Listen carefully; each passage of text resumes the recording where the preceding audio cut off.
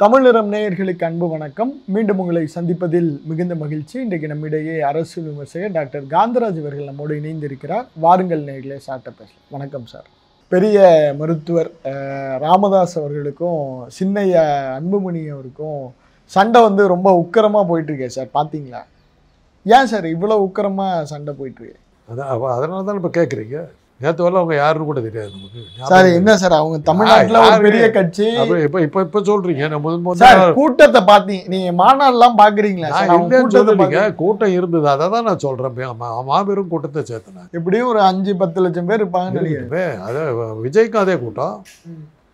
யாருக்கு தான் அங்கே கூட்டம் இல்லை? கூட்டங்கிறது நம்ம தமிழ்நாட்டில் பஞ்சமே இல்லையே. அவ்வளோ பெரிய சக்தி வாய்ந்த கூட்டம். ஒரு போன வாரம்லாம் நீங்கள் அவங்கள பற்றி பேசலையே. கடைசியாக நம்ம அன்புமணியை பற்றி என்ன நமக்கு கேள்விப்பட்டது என்ன? நான் முதலமைச்சரானால் நான் போடுகின்ற முதல் கையெழுத்துன்னு சொன்னதுக்கப்புறம் அன்புமணி யார் பார்த்தா? விக்கிரவாண்டி எலெக்ஷன் வந்தபோது கூட்டணியில் அவங்க பண்ண கூத்தெல்லாம் வேடிக்கை பார்த்துட்டு அதான் கடைசியாக அவங்கள பற்றி வந்த பேச்சு. என்ன சார், என்ன கூத்து? அது ராத்திரி 9 மணி வரலும் பழனிசாமியோட கூட்டணின்னு பேசிவிட்டு காலையில் பாஜக கூட கூட்டணின்னு போனாங்க. அதுதான் அவங்கள பற்றி செய்து அதோட காலி. எலெக்ஷனில் அவங்க நின்று ஜெயிச்சது ரொம்ப வருஷத்துக்கு முன்னாடி. ஒரு காலத்தில் வட மாவட்டங்களுடைய ஒரு வெற்றியோட டிசைடிங் பாயிண்டே பாமக இருந்தாங்க. போன எலெக்ஷன் என்னாச்சு? போன எலெக்ஷனில் பழனிசாமி தோற்றதுக்கு முக்கியமான காரணம் இவங்க வன்னிய பெல்ட்டை நம்பி ஏமாந்ததில் தானே காலியானாங்க. கிருஷ்ணகிரி வட மாவட்டங்களில் கம்ப்ளீட்டாக வாஷ் அவுட் ஆகிடுச்சுங்க. கொங்கு மண்டலத்தில் மாத்திரம் தான் எங்களை பழனிசாமி ஜெயிச்சார். அவர் இருக்கிற ஊரை தவிர வேறு எங்கே மேலேயும் ஊரில் கேள்வி வருது. அப்போ தான் அவருடைய செல்வாக்கு போயிடுச்சு. டிசைடிங் ஃபேக்டராக இருந்தவங்க அதுக்கு ஒரு காலத்தில் அப்படி இருந்தாங்க சார். அவங்க ஆரம்பித்த போது அவங்களுடைய கட்சி வேறு மாதிரி இருந்ததுங்க. பொதுவாக இருந்தாங்க. ஜாதி கட்சியாகவே அவங்க தன்னை அறிமுகப்படுத்திக்கல. ஒரு திராவிட இயக்கங்களுக்கு மாற்றாக வருவாருங்கிற அளவுக்கு அவங்களுடைய செயல்பாடுகள் இருந்தது. திமுக. ஆமாம், அன்னைக்கு ரஜினிகாந்தை உண்டு இல்லைன்னு பண்ணாங்கல்ல. வீரப்பனை பற்றி பேசின போது எப்படி தமிழை பற்றி நீ எப்படியா பேசலாம், மரியாதையை மன்னிப்பு கேளுன்னாங்க. ரஜினி அதை லைட்டாக எடுத்துக்கிட்டார். என்ன பண்ணிடுவாங்கன்னு. பாபா படம் ரிலீஸு ஒரு நாள் ஓடலி, தியேட்டரில் ஓட விடலையே படத்தை. அந்த தோல்விக்கு அதான் காரணம். ஒரு நாள் ஓடலிங்க. போலீஸ் பாதுகாப்போட படத்தை போட்டால் யார் போவா தேட்டருக்கு? எண்ணத்துக்கிடாமனு யாரும் ஜனங்க எட்டி கூட பார்க்கல. அப்புறம் தான்.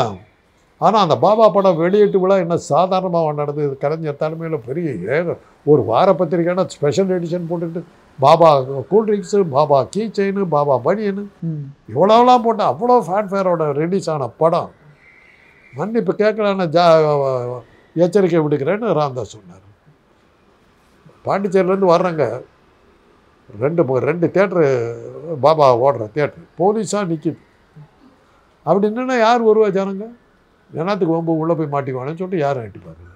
அப்போ தான் ரஜினிக்கு தெரிஞ்சது, நம்ம ரசிகன் சினிமா பார்ப்பானே தவிர நம்முடைய ஆபத்துன்னு வந்தால் எட்டி பார்க்க மாட்டேன் தெரியும்.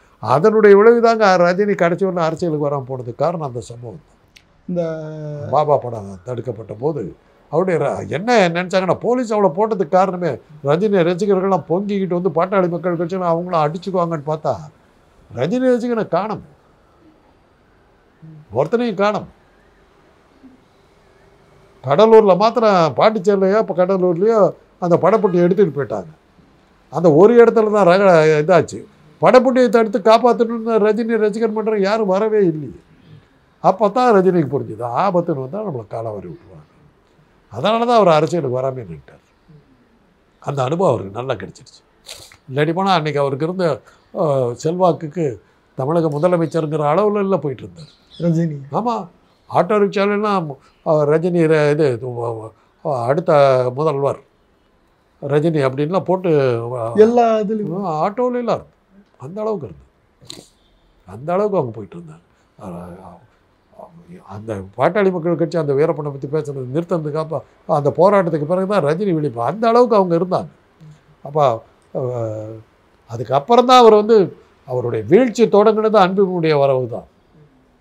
மகன் என்னைக்கு வந்தாரோ அன்றைக்கி அவருடைய பொது நோக்கு பூரா போயிடுச்சு.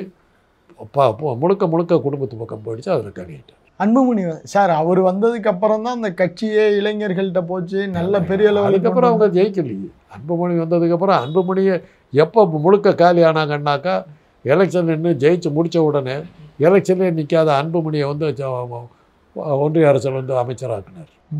அதில் தானே விஜயகாந்த் வந்து கட்சி ஆரம்பித்தார். விஜயகாந்த் கட்சி ஆரம்பித்ததுக்கு உடனே கண்ணாபின்னா தாக்கி அறிக்கை விட்டார். எலெக்ஷனில் நிற்காத உன் மகனை ஆரம்பிக்க இது பண்ணுற இந்த அக்கிரமத்தை தடுத்து நிறுத்தி ஆகணும். தேர்தலில் நிற்காதவனுக்கு வந்து மந்திரி பதவி கொடுக்கக்கூடாதுன்னு சொல்லி தான் தேமுதிகவை ஆரம்பிக்கப்பட்டது. கல்யாண மண்டபத்தில் வந்த ரகளைகள் இன்னொரு பக்கம் இருந்தாலும் மிக முக்கிய காரணம் வந்து பாட்டாளி மக்கள் கட்சி எலெக்ஷனே நிற்காத அன்புமணியை வந்து மந்திரியாக கொண்டு உட்கார வச்சிருக்காங்க. அப்போ தான் கேட்டாங்க, என் குடும்பத்தை சேர்ந்தவர்கள் என் கட்சியை பயன்படுத்தி கொண்டு பதவிக்கு வந்தால் என்னை சவுக்கால் அடிங்கன்னு சொன்னேன். சவுக்கு ரெடியாக இருக்குது, எங்கே பாருக்க அப்படின்னு கேட்டாங்க. யார்? ராமதாஸ். ஆமாம். அதுக்கப்புறம் தான் அவர் கீழே கம்ப்ளீட்டாக வந்தார். அதுக்கு முன்னாடி எலெக்ஷனில் தலித் எழில்மலைங்கிற பட்டியலினத்தை சேர்ந்தவர் வந்து பொது தொகுதியில் நிற்க வைக்கிறார். ரிசர்வ் தொகுதியில் நிற்க வைக்காம பொது தொகுதியில் நிற்க வச்சு ஜெயிக்க வச்சு மந்திரி ஆக்கினார் ராமதாஸ். அந்த அளவுக்கு இருந்தார். தமிழ் மொழிக்கு முன்னே இது கொடுக்கணும் அந்த மாதிரிலாம் பேசிக்கிட்டு இருந்தார். நாங்களாம யோசிச்சோம் திமுகவுக்கு ஒரு பெரிய சவாலாக வர்றாங்க இவங்க ராமதாஸ். அப்படி இருந்தவர் தான். அப்புறம் எல்லாம் பூரா மகன் வந்ததுக்கப்புறம் ஒரு டிவி சேனலில் நான் சொன்னேன், அவருக்கு ஒரே சிங்கிள் ஏஜெண்டா தான், மகனுக்கு மந்திரி பதவி யாராக இருந்தாலும் நான் சேர்ந்துக்கிறேன்ற அளவுக்கு போயிட்டாரு. அதெல்லாம் உளுந்தது தான்.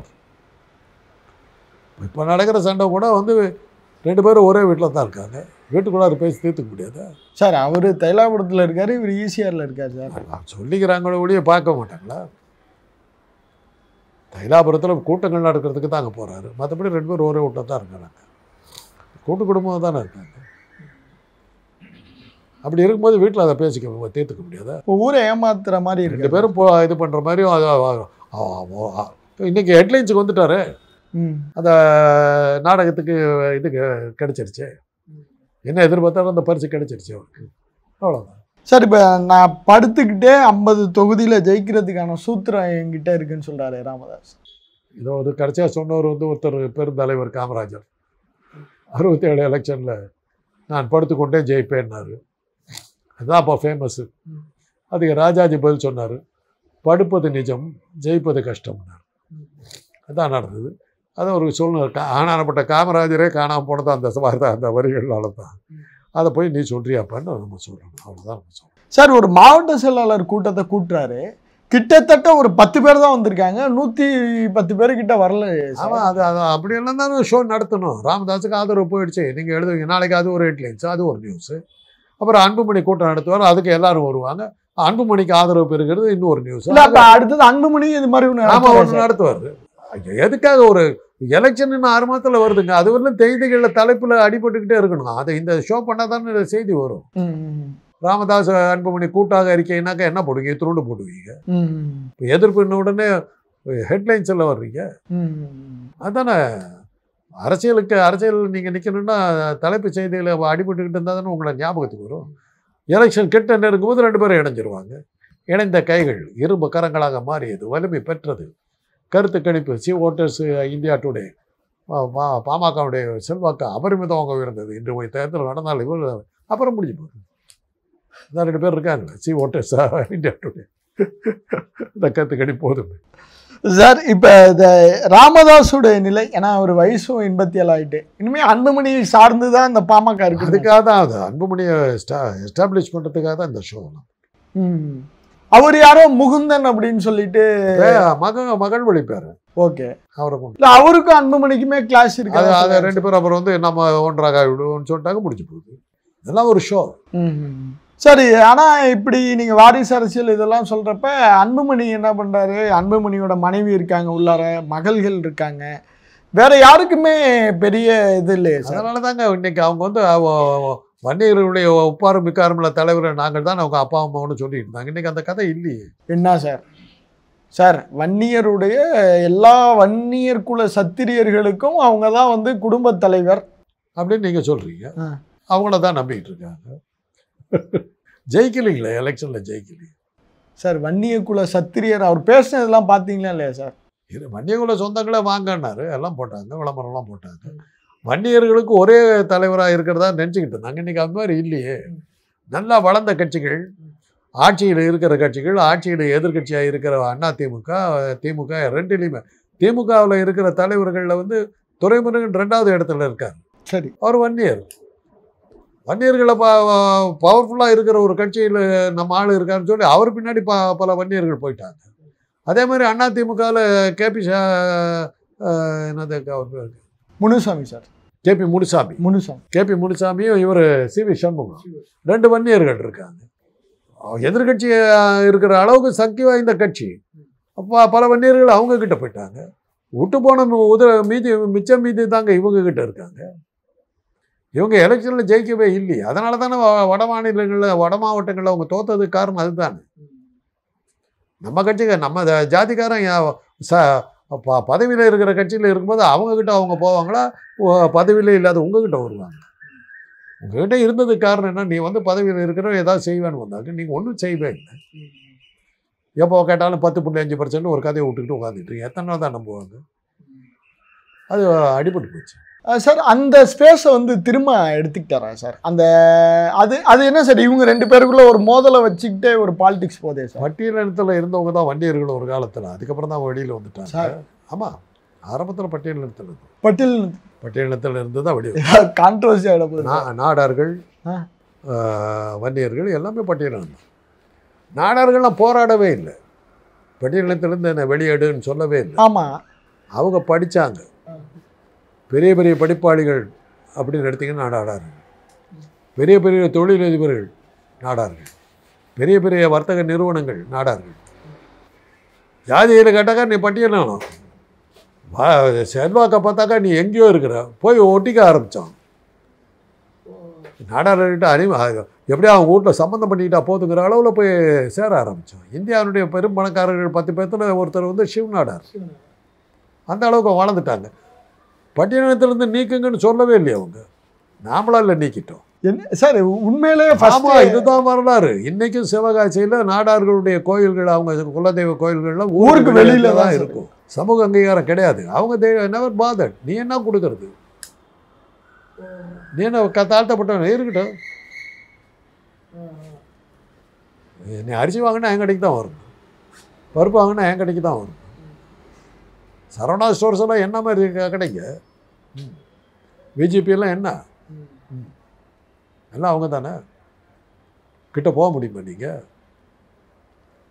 அதனால் ப்ரூவ் பண்ணிட்டு போயிட்டாங்க. அவங்க கேட்கவே இல்லை, சமூக அங்கீகாரம் கூடுன்னு கேட்கவே இல்லை. அதே தான் வெள்ளாள கவுண்டர்கள். ஆனால் அவங்க ஜாதியில் உயர்ந்தவர்கள், மேல் ஜாதிக்காரர். 2 இனம் தாங்க தமிழ்நாட்டில். அது 2 ஜாதி தான். லட்சுமியும் சரஸ்வதியும் தாண்டவம் ஆடுற ஜாதி. ஒன்று வந்து நாடார்கள், இன்னொன்று வந்து வெள்ளாள கவுண்டர்கள். படிப்புன்னு எடுத்திங்கன்னா அவங்கள அடிச்சுக்கிறதுக்கு ஆள் கிடையாது. தொழில்னு எடுத்திங்கன்னா அவங்கள அடிச்சுக்கிறதுக்கு ஆள் கிடையாது. அதே தான். ஆக இந்த 2 அவங்க வந்து போராடவே இல்லை. எனக்கு இடஒதுக்கீடு இப்போ தான் வந்து வெள்ளாள கவுண்டர் வந்து எனக்கு இடஒதுக்கீடு கொடுன்னு கேட்குறாங்க.